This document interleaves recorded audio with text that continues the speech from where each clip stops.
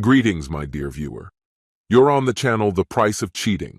The channel is for those who appreciate traditional family values and condemn adultery. So be sure to subscribe to the channel.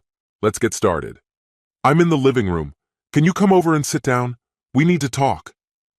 Tom was irritated. All he wanted was to finish the leftovers Sarah had made, have a beer, watch the game, and go to bed. Perfect. This day just can't get any worse. I'm on my way, dear. Tom noticed his wife anxiously settled on the couch, with a half-empty bottle of red wine on the table. After finishing her glass, Sarah quickly poured another. Without ceremony, Tom sank into his favorite chair. What's going on? I'm not going to sugarcoat this.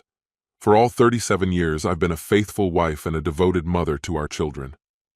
But now that they're on their own, I've done my part. You know I was innocent when we got married. So was I, Tom quickly interjected, sensing where this was heading. Well, this weekend I'm going on a date with a friend. Tell me his name. Tom's patience was wearing thin. Stan, if you must know. You mean your boss, Stanley? Our son is probably older than he is. Don't be ridiculous, Tom. He's 32. Let me give him credit where it's due. It's important for me to explore other relationships. You love me and you'll understand that I need a little freedom. Eventually I'll make it up to you, and our life will go on as usual. Enough, Sarah. Let's be realistic. If you go through with this, our marriage is over. Don't be so critical, Tom. You wouldn't divorce me over such a trivial matter. Especially since it would be too expensive for you. That's true, but I still can't come to terms with having an unfaithful wife. Rolling her eyes, Sarah brushed off her husband's insult. Besides, Stanley will pick me up Friday evening and I expect you to welcome him. He's a bit nervous, and I thought that if you were friendly it would calm his nerves. Seriously? You expect me to entertain your lover while you get ready to go away with him for the weekend? Don't be rude, Tom. That's exactly what I expect of you. Would you like something to drink? Of course, Sarah. On the eve of Friday, the house was a bit chilly. Tom settled on the fold-out bed in his study. Sarah's only comment was, "Damn it, Tom, you're acting like a child." And then, right at 8 o'clock in the evening, the doorbell rang. A new chime. What's that horrible sound? Sarah asked. Oh, it's just the doorbell, dear. I had to change the chime. What song is it? It sounds very familiar. It's El Digolo, dear, he replied, as Sarah was still getting ready, having spent the entire day in front of the mirror. Well, I don't like it, she said. Here's the revised version of your text. Let's hold off for a moment. I need another 10 minutes to get ready. Could you offer him a drink? He likes whiskey. Certainly, my love. Tom peeked through the peephole. Sure enough, it was that annoying Stanley. He opened the door. Stanley was grinning until Tom delivered a sharp kick to his groin with the pointed toe of his crocodile-skin shoe. As Stanley doubled over in pain and grabbed his head, Tom kneed him in the jaw. Stanley gasped, collapsed onto the porch, and passed out. Tom closed the door and returned to his show. 15 minutes later, Sarah appeared with a serious expression, looking around in confusion. Where's Stanley? He preferred to wait on the porch. You'd better not show him any disrespect, or I swear. I didn't say a word to him, dear. Sarah threw her purse and travel bag onto the counter before opening the door. Oh my God, Tom. What did you do? Sarah barely managed to say as Tom gently nudged her with the toe of his shoe, clearing the entrance. He shut the door and locked it twice. Tom, you're a horrible person! Let me out! She screamed, pounding on the door in desperation. You ruined our 30-year marriage. Now turn around and look at the street. There's a man coming who has some information for you. Tom shouted through the closed door. Mrs. Sarah Bismarck? Yes, that's me, came the reply. You've been served. Another loud knock was heard from outside the door, and the next day, Tom decided to change the doorbell chime to Goodbye Forever. This concludes the story. If you like it, then put your powerful like and subscribe to the channel. Greetings, my dear viewer. You're on the channel The Price of Cheating. The channel is for those who appreciate traditional family values and condemn adultery. So be sure to subscribe to the channel. Let's get started. I sensed her presence before I saw her. She hesitated in the doorway for a moment, hoping to catch my attention. Deciding to ignore her, I closed my laptop and put it away. The desk, the printer, and everything else on my to-do list were already taken care of. The only thing left within me was a simmering anger. "Is it really over between us?" she asked, her voice so soft that I almost missed it. "Yes," I replied, still looking away. After a few moments of silence, she continued, "Would you at least look at me while we talk?" I still didn't turn as I answered her. "Do you want to talk right now?" "So what if I do?" "On Thursday, I tried reaching out to you before you left for your girls' night. That conversation didn't go well. Back then, you said, 'I don't have time to listen to your whining. We only have a few days left. Just finish it.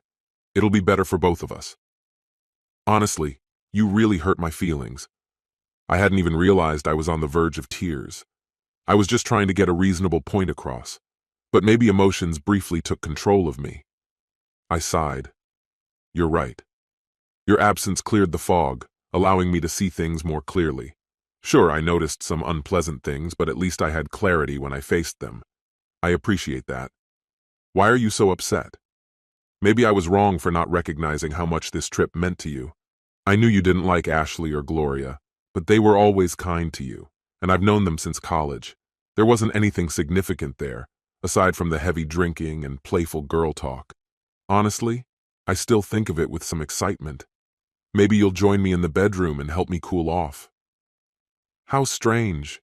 You said you were going to Nashville, but ended up in a spa in the Catskills.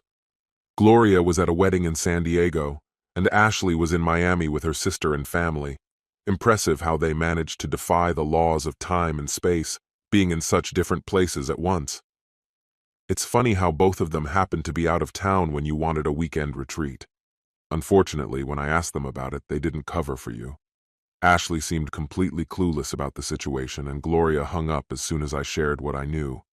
So, it seems Gloria knew, and Ashley was left in the dark. It took me some time, but eventually I figured it all out. Gloria couldn't speak up because she was involved with that trainer. Oh, I know about that. It's common knowledge at the gym. I decided to send her a letter with a photo of her kissing the trainer, his hands on her back, and her thong showing above her yoga pants. I doubt Bill would appreciate that sight. She quickly called me back and confessed everything.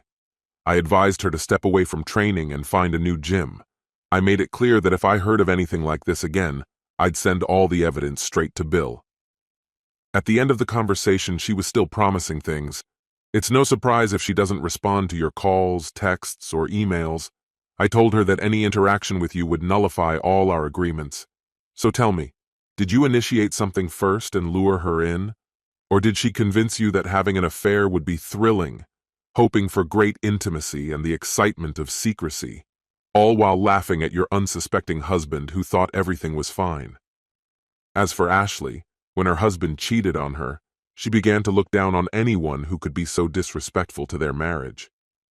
But on the other hand, I had a long talk with her and it seems she's recovering.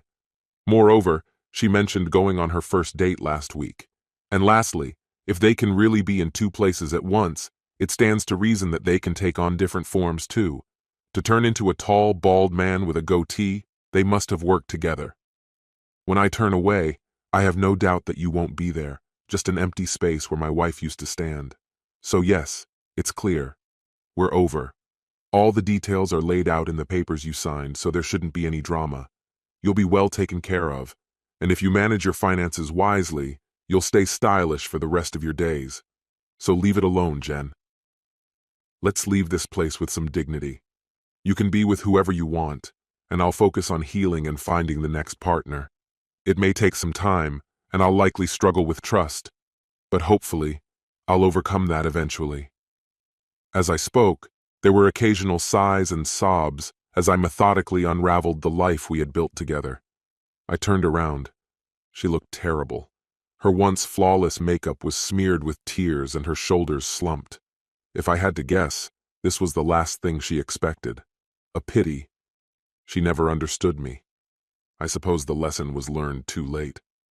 I've taken everything I need for now.